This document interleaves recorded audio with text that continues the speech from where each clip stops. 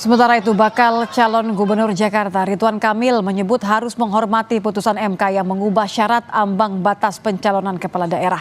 Putusan ini akan menguntungkan rakyat sehingga memberikan banyak pilihan calon kepala daerah untuk menampung aspirasi warga. RK juga mengatakan tidak terbebani dengan putusan MK ini. Itu memang menjadi sebuah keputusan, tentu satu harus dihormati kan, karena kan Mahkamah Konstitusi adalah institusi negara yang mereview urusan perundang-undangan termasuk pilkada.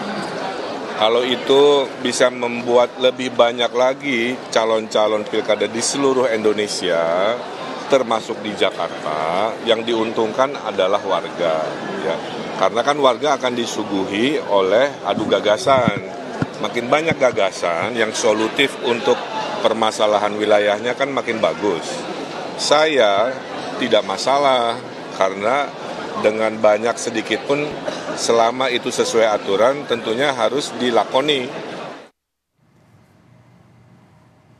MK hari ini mengubah aturan terkait syarat parpol mengusung calon dalam pemilihan kepala daerah. MK menyatakan syarat ambang batas pencalonan kepala daerah 20% kursi DPRD atau 25% suara sah hasil pemilu inkonstitusional.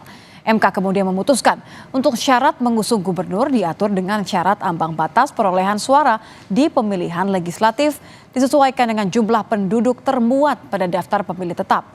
Permohonan uji materi ini sebelumnya diajukan oleh Partai Buruh dan Partai Gelora. Persidangan untuk perkara nomor 69 71 untuk mengusulkan calon gubernur dan calon wakil gubernur. A.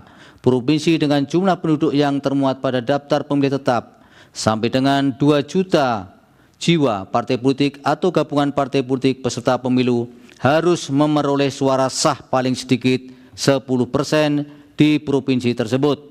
B. Provinsi dengan jumlah penduduk yang termuat pada daftar pemilih tetap lebih dari 2 juta jiwa sampai dengan 6 juta jiwa.